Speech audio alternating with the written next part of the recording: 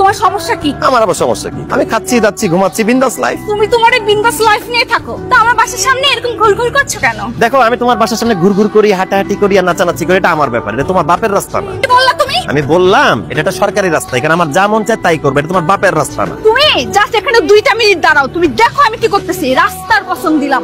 যা যা যা যা যা, আমি খন্দকার বংশে বলে আমি কি আরো ডরাই না? যা তুই কি করবি কর, যা। ফালতু আমার ছেড়ে দিতেছ। বাবা বাবা, আমি তোমার বন্দুকটা নিলাম। হ্যাঁ এই দাঁড়া, বন্দুক দিয়ে তুই কি করবি? তুমি দেখোই না আজকে আমি বন্দুক দিয়ে কি করি। এ বাবা বলবি তো কি করবি বন্দুক দিয়ে? তোমার মতো আমি বন্দুক দিয়ে আজকে পাখি মারবো না, আমি আজকে মানুষ খুন করবো। আরে বলে কি? এই মেয়ে, এই রূপার মা তোমার মেয়ে রূপা, এই রূপা।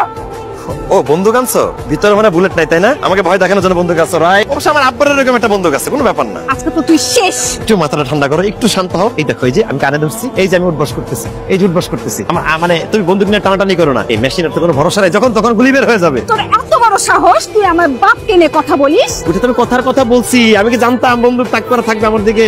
বাবা তুমি সরো, আপনাকে আগে মারবো তারপর। আব্বা সরেন, আব্বা আপনি থাকেন, আপনার মেয়ের মাথায় সমস্যা, আমার গুলি করে মেরে ফেলবে। আব্বা তুমি সরো বলছি। আব্বা মাসুল এইসব ওই খন্দকার মরবি লাভ কি বলতো আমাকে? এইসব খন্দকার মেরে কোনো লাভ নাই। শোন, তুই হচ্ছে মিয়া বাড়ির মেয়ে, তুই ভাবে চৌধুরী খান, এই হাত বন্ধ করিস না ওই খন্দকার মেয়ে। তুমি আমাদের বাসায় আসলে কিভাবে? উড়ে আসছি। প্লিজ এমনটা করো না, পিস্তলের বুলেট তো আর জানে না মানুষ কোনটা, যদি কিছু হয়ে যায়। আজকে তো কিছু একটা হবে। আজকে হয় তুই আমাকে ভালোবাসবি, না হয় তোকে খুন করে আমি জেলে যাব। অবশ্যই ভালোবাসবো, কিন্তু কিভাবে ভালোবাসতে হয়? কি কিভাবে ভালোবাসতে হয় মানে? আমি তো কখনো কাউকে ভালোবাসিনি। তোকে ওকে ওকে ঠিক আছে, তোর আমাকে ভালোবাসতে হবে না, আমি তোকে ভালোবাসবো। তুই শুধু একটা কাজ করবি, তুই আমাকে বিয়ে করবি, ব্যাস। বিয়ে? তোমার কি মাথা খারাপ? আমার কি এখনো বিয়ের বয়স হয়েছে? আরে আমার কচি খোকা রে, হ্যাঁ বুইড়া ধামড়া হয়েছে, হাতের মতো এত বড় লম্বা হয়েছে, তারপর তোর বিয়ের বয়স হয় নাই। এই বিয়ের বয়স কখন হবে তাহলে বলতো? আমাকে একটু সময় দাও, এই 1 বছর। 1 বছর পর বিয়ে করবে? হ্যাঁ করবো, পুরো 14 গোষ্ঠী করবো। তুই আসলে একটা বলদ।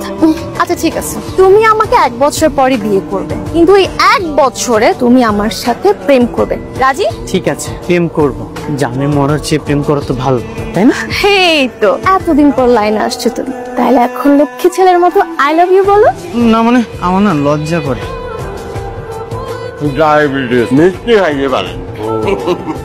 মাশাআল্লাহ মাশাআল্লাহ, আপনার মেয়ে তো মাশাআল্লাহ খুবই সুন্দর, ছেলেও কিন্তু কম না, ইঞ্জিনিয়ার, জার্মানি থাকে, একেবারে অরিজিনাল চৌধুরী বংশ। চৌধুরী বংশ? আমরাই বা কম কিসে? আমরা হলাম বিখ্যাত মিয়া বংশ।